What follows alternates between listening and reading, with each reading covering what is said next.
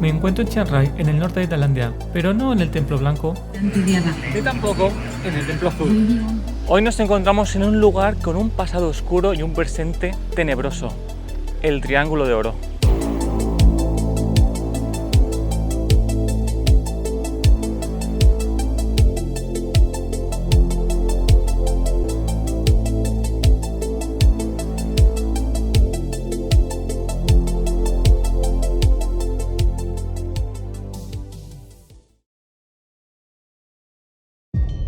Os voy a explicar por qué se llama Golden Triangle. Primero es triángulo porque aquí confluyen tres países. Aquí, que es el lado de Tailandia, esta zona de Myanmar y aquí Laos. El nombre viene de los años 60, cuando Estados Unidos denominó esta zona Golden Triangle porque era una de las mayores zonas productoras de opio del mundo. Aquí, durante décadas, se intercambiaba opio por lingotes de oro, alimentando guerras, redes criminales y todo tipo de negocios ilícitos en Asia, Europa y América. Son tres países que tienen divisiones naturales. Aquí el río Ruak, que separa Myanmar de Tailandia, y aquí el río Mekong, que separa Laos de Tailandia. Es una zona frondosa de jungla, montañas, lo cual lo hace perfecto para el contrabando y el tráfico de todo tipo de productos. Mientras en América y en Europa explotaba el mercado de la heroína, la guerra de Vietnam no ayudó en esto, generando una gran adicción entre los soldados estadounidenses que estaban en Vietnam y convirtió en esta zona en una gran exportadora de droga para los soldados americanos. Os puedo asegurar que el Triángulo de Oro no es un mito. Documentándome para este reportaje, he visto cosas que me han puesto los pelos de punta. Hablamos de drogas, lavado de dinero y tráfico humano. Porque sí, en esta zona existe la esclavitud. Una esclavitud moderna, algo más sofisticada, pero todavía esclavitud. En este reportaje, compuesto de 3 capítulos, vamos a profundizar en todos estos temas, lo cual parece increíble que en el siglo XXI estas cosas sigan pasando. Pero, ¿por qué aquí? ¿Qué convirtió a estas tierras en uno de los mayores centros del crimen de la historia? No fue casualidad, fue una combinación, una orografía montañosa e indomable, la pobreza extrema de sus pueblos, una herencia de guerras olvidadas y sobre todo un mundo exterior sediento de opio y heroína. Después de la revolución comunista en China, miles de soldados derrotados del Kuomintang, los soldados huidos del ejército nacionalista chino, se refugiaron en estas selvas. No tenían patria, no tenían ningún tipo de futuro. Lo que sí tenían era acceso al cultivo de amapola, rutas clandestinas y las armas para protegerlas. El opio se convirtió en su moneda, en su forma de sobrevivir, y más tarde en su imperio.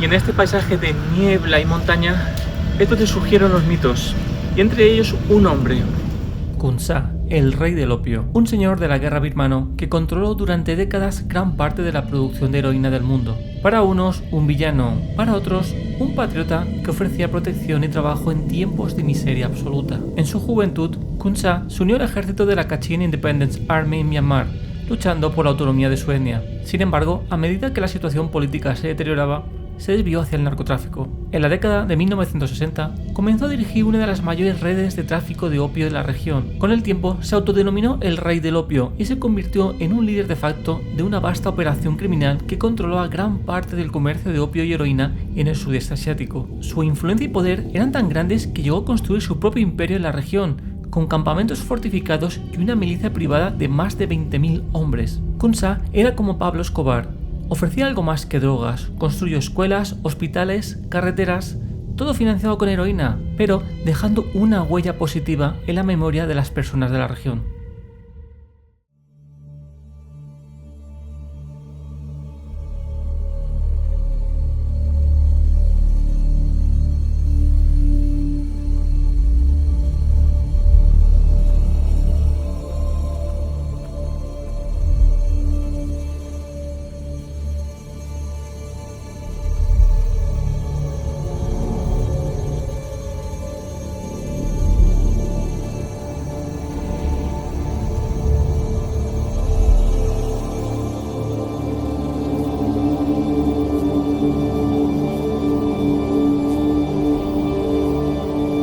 encontramos en el campamento de Khon Sa, en Mae Phuoc Lan, en la provincia de Chiang Rai, en Tailandia.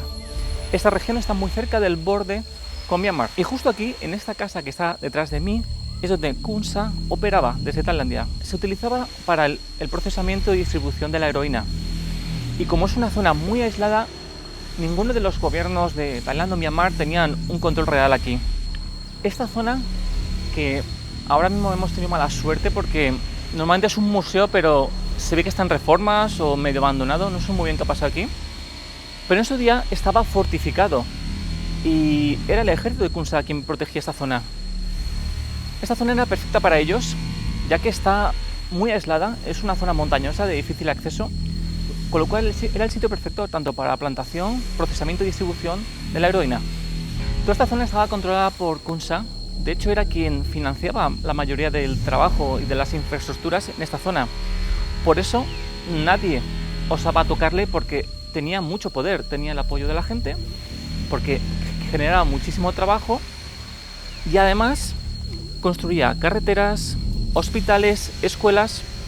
Digamos que fue como una especie de Pablo Escobar en el que se consiguió ganar el apoyo del pueblo y esa fue una de las claves de su éxito y que le ayudó a mantenerse durante un largo periodo de tiempo. Hemos tenido suerte y justo la persona encargada de mantener este lugar ha aparecido, con lo cual nos va a abrir las puertas y vamos a poder ver cómo era la habitación de Khon Sa, la zona donde recibía, digamos, a los invitados, etc. There's some stolen Oh. after 5 p.m. So she tried to like Oh. 8 to 5. Mm. I was scared. I thought I was scared.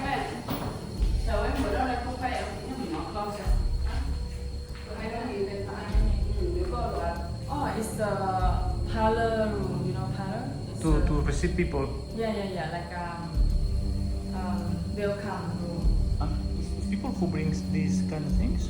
Like people will bring the stuff and give to him, kind of like a pride him, give a Okay. respect. People from the town. คนจากที่ไหนล่ะคะที่มาหาเขา เขาอยู่พม่าอยู่ไรมออยู่ เบอร์มิ จัง ส หวัดอยู่ราชเชียว ละอะไรนะ ราชเชียว ลาชวง ที่เขายิงกันเดี๋ยวนั่นน่ะ อ๋อ the place that they are shooting now Mm. ลาชวง in Burma now they are shooting they come here to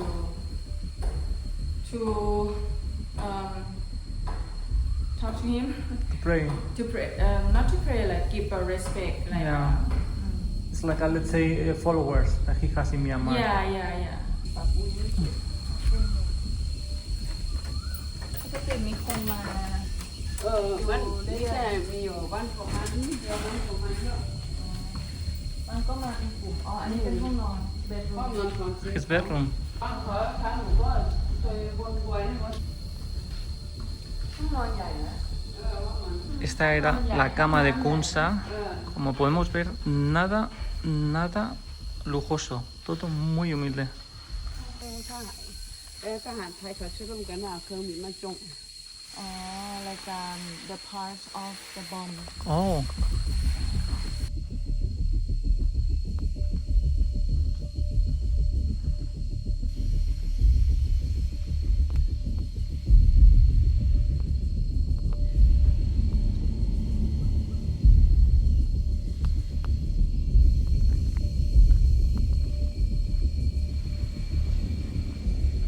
Y esto es con lo que me refería, que es una figura también respetada en esta región. Si nos fijamos aquí, estos son ofrendas. Estas son las típicas ofrendas que se ponen en las casas de espíritus, que por cierto, si no sabéis lo que son, deberíais ver este vídeo, para honrar al espíritu, a Buda o en este caso a la figura de Khon Sa. Porque como digo, aparte de ser un narcotraficante, también invirtió mucho en infraestructuras en la ciudad, lo cual le hizo ser querido por mucha gente. Y esto puedo decir que es bastante reciente.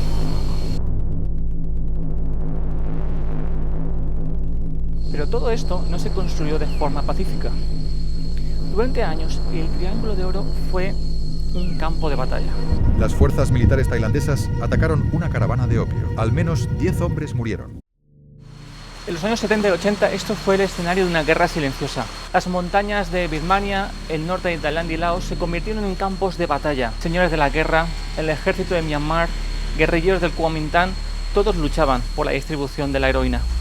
Al principio, el opio era solo una flor cultivada por las tribus locales, pero pronto este cultivo se convirtió en un negocio internacional de miles de millones de dólares, con consecuencias devastadoras para las personas que vivían aquí.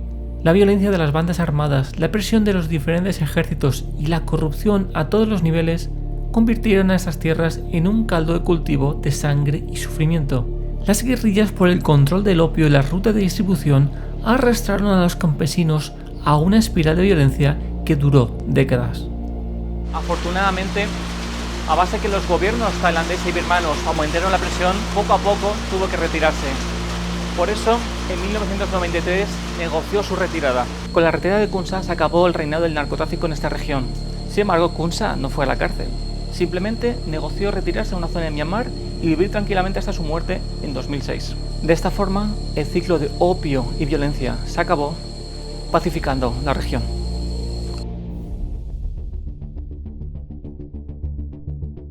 A finales de los años 90, el tráfico de heroína comenzó a disminuir. Las políticas internacionales, las presiones de gobiernos y la creciente intervención de las fuerzas armadas afectaron las rutas de la heroína.